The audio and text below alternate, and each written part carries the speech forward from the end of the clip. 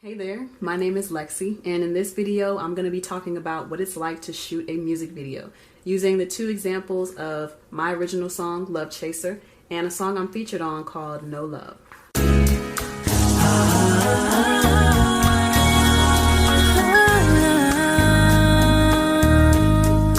Before ever getting to the music video portion, like the actual filming part of doing a music video, you have to go through an entire preparation to make sure that you have your storyline set, to make sure you have your looks and your outfits, your talent, your crew. You got to make sure all of that is set up. So storyline, or what you want to see, scout locations, get dates together, getting your looks together. So I'm going to use the example of my video, Love Chaser. Love Chaser, I actually wrote that song 2 years ago. And after I wrote it, I had an idea in my head of how I wanted the storyline to be. But recently, I just shot it this year, March of 2018. Before that, I think preparation and planning for that video actually started in January. Somebody came to me and asked, hey, can we help you bring this vision to life? And then brought in their team. And from there, the whole vision, the whole storyline of what the video was going to be completely changed from what I originally thought it was going to be. So that's something you kind of have to deal with when you're shooting a music video. If you're an independent artist bringing on a lot of people, sometimes you got to be open to things changing. Don't get too set to what it's supposed to be, because there may be a lot of changes that you have to undergo to get the full project done. All that to say, the storyline completely changed. Suddenly I had a whole team behind me now, and that's why I wasn't so upset about things changing, because I recognized that more minds are better than just my one own. I didn't want to be selfish and thinking that just my ideas were the best for the video. And these are people who are very experienced in movie and film, so I definitely valued their opinion. So we got the storyline together. We had a bunch of meetings. Once we got the storyline, we went out and scouted for locations. We had to talk to different managers at these different locations to make sure that it was okay to film there, and then give these people dates as to when we could be there. You got to think about, is it going to cost something to rent these spaces, or do we have personal relationships that we can explore to be able to use these spaces for free during a certain time period. We spent, for Love Chaser, at least a month preparing for everything. That was from changing the storyline to getting the locations, thinking of the looks that we wanted to achieve, and then getting the crew together and finding dates that worked for everybody. That took about a month and a half, because I think we started the preparation late January, early February, and then filmed everything mid to late March. So in the case of No Love, I wouldn't consider it my song, even though I am featured in it. Somebody else came to me and said, hey, can you be a part of this song with me? So originally, I just started out with writing the hook, and then I had the hook and the bridge, and then I had the hook, the bridge, and a verse. So when it comes to songs that I'm featured in, the preparation is a little bit different, because I don't feel like I have complete control over it. Again, I realize that my ideas are not the best ideas in the world by themselves. It's always better when more input is put into a video. But when it comes to me featuring on someone else's song, I look for the other person to come with their vision already, and I just want to make sure that I'm complementing whatever vision they come up with. So with that one, we didn't talk much about the storyline. It's really easy to have a storyline for that song, because same thing with Love Chaser. They're both storytelling songs, and they're telling a real experience, so you can let the video just follow whatever the lyrics are saying. But for No Love, there wasn't much talk about the storyline or what exactly we wanted to see. I left all of that up to Hooks, because it's his song and I was just featured on it. I was just there to support whatever he wanted. The locations were decided for me.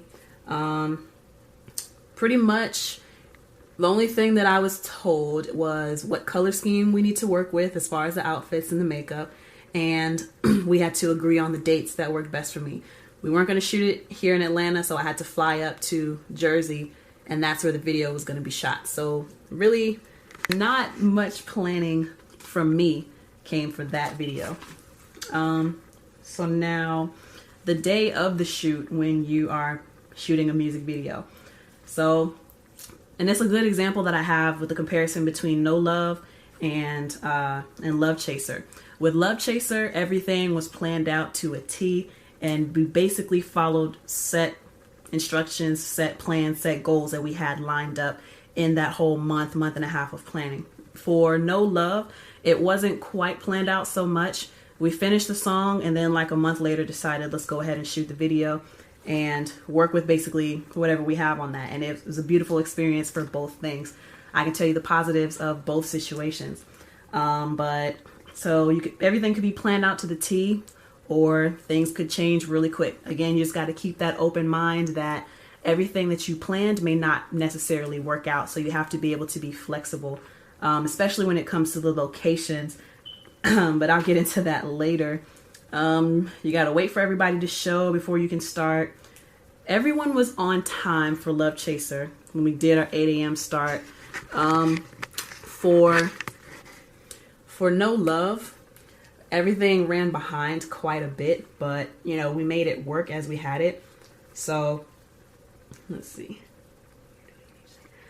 While you're shooting, you got to understand what you're doing for each scene. So the beautiful thing about Love Chaser is that we already had a storyline nicely planned out, and everyone on the team very much understood what we were trying to accomplish. So it was beautiful in that everyone knew what we were doing and we can run kind of smoothly based off of that common idea. With No Love, I kind of had a general idea of what we were doing, but I was pretty much there along for the ride. So what was nice about Love Chaser is I knew exactly what I had to do. What was nice about No Love is kind of just going with the flow and being of support the best way that I could in any way that they needed me in any capacity. So you got to understand what you're going to do before you shoot the scene. You got to understand that you're probably going to do various angles, probably like 3 to 5 angles.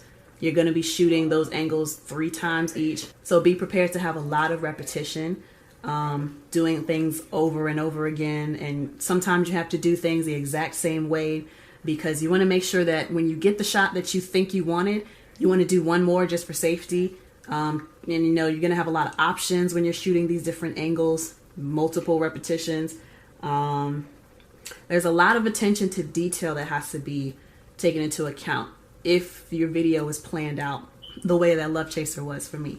In particular, when I'm talking about attention to detail, there's the diner scene where we had to keep resetting the scene every time we finished a shot. So things like how much juice are in the patrons' glasses, how much cereal did they eat, do we have to fill the bowl back up so we can return it back to the level it was at to make it look like we never ate anything or nothing was touched.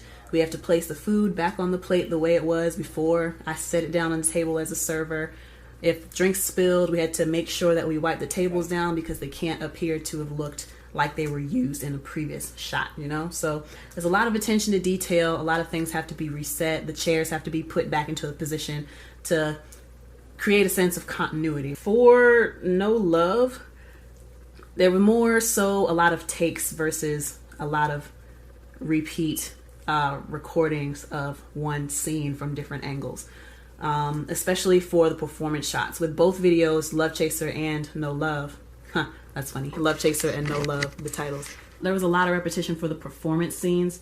Performance shot is basically you going through your entire song, mouthing all the words.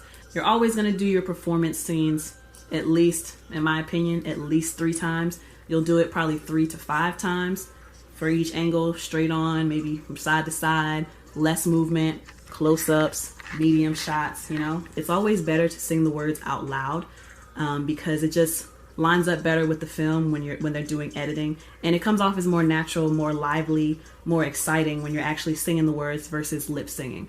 The audience and the people on the other side of the camera can definitely tell when it doesn't look as natural. So make sure that you're saying your words out loud when you're on set because it gives you more character. On top of having an open mind, keeping in mind that things could change very rapidly at any moment, you also have to keep in mind that, again, you're not the only person. So there are going to be people, everyone should understand the overall look of what the video is supposed to be like and how the emotions are supposed to be coming through the screen. So you're going to have a lot of people on set watching you, and especially the director and the camera person. They're going to be talking to you, trying to make sure that you are giving the performance that they want to see and the performance that is going to make the video its best. During those performance shots, the director is going to be talking to you, telling you to, move your hands more, move your neck a little bit, shimmy your shoulders more, give me more body movement. And they're going to be talking to you and saying this while you are having to mouth the words. So you got to stay focused. You have to be mouthing your words and focus on remembering the next lines and how you said it. But you also have to be able to take in criticism as you are going through your shots. That can be a little frustrating. I know on a few takes, in both instances for the music videos, the director was talking to me and I kind of flubbed on my lyrics, which it was okay because I didn't just completely stop doing the scene. They can always cut those things out, but it got a little difficult when the director was telling me to do certain things and I'm having to remember the lyrics that I'm going to say next and also processing what the director is asking me to do for the next shots coming up. So you kind of have to have your mind be flexible as far as being able to see a few steps ahead to keep yourself on track when you're being directed. Depending on the storyline for your music video, and for your music videos in general, as artists, when we're doing these music videos, we also have to be actors and actresses. So for both songs actually, for Love Chaser and for No Love, Love Chaser was a very emotional song. I wanted strong feelings of despair, strong feelings of frustration to be portrayed in that video. So I had to use real life experience to get myself to cry because that's something that I wanted to use. That's something that I wanted to show. In No Love, it was more so acting out, like trying to portray to the audience that me and Hooks are like a couple in the video and we're genuinely arguing about something, because in the song we are going back and forth. So you have to be a good actor and you have to be able to portray those emotions to make it believable for the audience and for the people on the other side of the camera who are watching on the other side of the screen. Shooting a music video can be kind of awkward because, as I said, you got a whole team. Sometimes you're in these small spaces and everybody's eyes are on you, watching you to see if you're going to pull it off, essentially, or if you have to keep repeating things until things are done right. So it can be a little awkward when you have so many eyes on you. It can be a little stressful sometimes if you're not careful. It doesn't have to be stressful, but it can be, because especially in the case of, for me, in No Love, that video shoot, we were kind of in this small living room setting and it's just me and the camera, but I can still see people behind the camera watching. And, for me, I'm a little awkward. Like, I like to dance, but when people are watching and it's an enclosed, intimate setting like that, it was maybe like 3 or 4 of us. So I think that's what made it a little more weird for me. You kind of feel this pressure to perform, but at the same time, you're feeling kind of shy. Like, I don't know if what I'm doing is good enough. Luckily, you have a team behind you that's going to tell you, okay, that was good, but on this next take, do this. Or while you're doing your performance scenes, the director is telling you, yeah, come on, move your shoulders. Come on, use more hands, more head movement, more body movement. Get comfortable with it.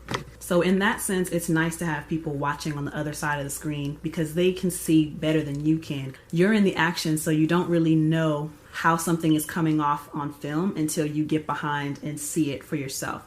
But it's nice to have a director and a team behind you telling you how things are coming off, because honestly, it takes a long time if after every shot you want to go back and review what you did.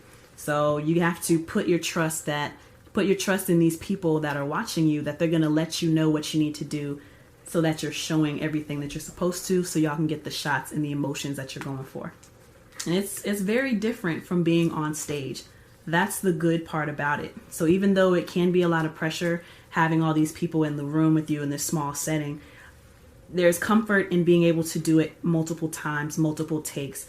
Things can be pieced together. Whereas if you were on stage, you got one shot to get it right. If you don't get it right, you got to move on quickly, because you can't just start the song over and over and over and over again until you get it right all the way through. You can't piece together a performance. That has to be on point in the moment. But for film, in a way, it's less pressure because you do have time to do those takes over and over again until you get it right. Remember how I said earlier in the video that you have to be flexible and keep an open mind, that sometimes things are going to shift very quickly and you have to adapt to that and be able to think of solutions as you go. You definitely want to keep that in mind if your video includes a lot of locations and if you haven't gotten all of those locations cleared. There were a few locations for Love Chaser where we kind of had to like get some shots really quickly and get the hell out of there because people were starting to look. People were wondering, what are you doing? Do you have a permit to film here?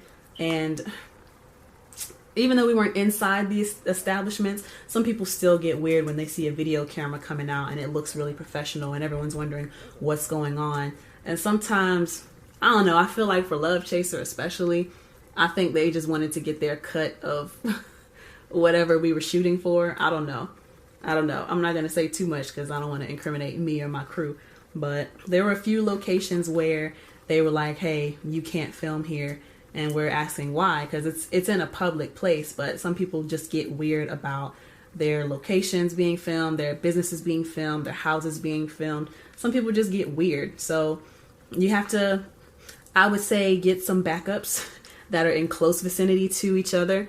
If you think that you're going to run into the problem of people changing their minds about the location that you want to use, or if you suddenly get kicked off of a location, have a backup so you can get all the shots that you need without, don't rely too much on one, I guess. If you're iffy about a location, make sure that you have some backups so it's not the end all be all. It didn't happen so much with No Love because we had rights to the location that we were at.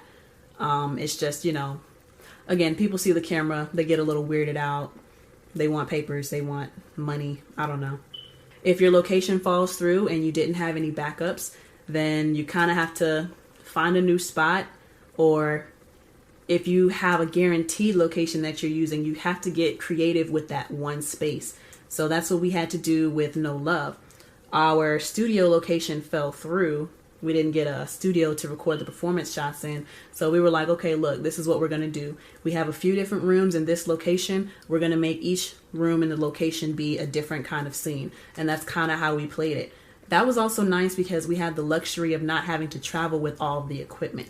Versus Love Chaser, we had a lot of equipment. We had a lot of crew. You had to be mindful that it takes time to get to the locations. It takes time to set up. It takes time for the crew to get there. It takes time for everyone to get back in their positions where they're supposed to be. And so that's why the planning for Love Chaser was so important. And that's why it was great to have everybody on the same page, because there were so many moving parts to this whole production. But everything worked out for the most part. Despite getting kicked off of some locations, everything worked out. When you're doing like an itinerary for your shoots, you have to plan for outfit changes and location changes and how long it's going to take to set things up, how long it's going to take to break things down, how long it's going to take to drive to different locations. You have to keep traffic in mind if you're in a busy city like Atlanta, or I can only imagine what it's like in a place like LA or Houston. You have to keep in mind, what time are you transitioning from one location to the next? If you're leaving at a bad time, just be mindful that your crew and everybody else might get stuck in 2-hour traffic, and that's going to push things back quite a bit. You also have to keep in mind that people got to eat. You can't work 18, 20-hour days and not get your crew fed, not make sure that people at least have water or some fruits or some finger foods to keep everybody hydrated and energized for the day. Depending on what your video requires, it could be a really long day. I'd say you'll spend at least 6 to 8 hours shooting a video.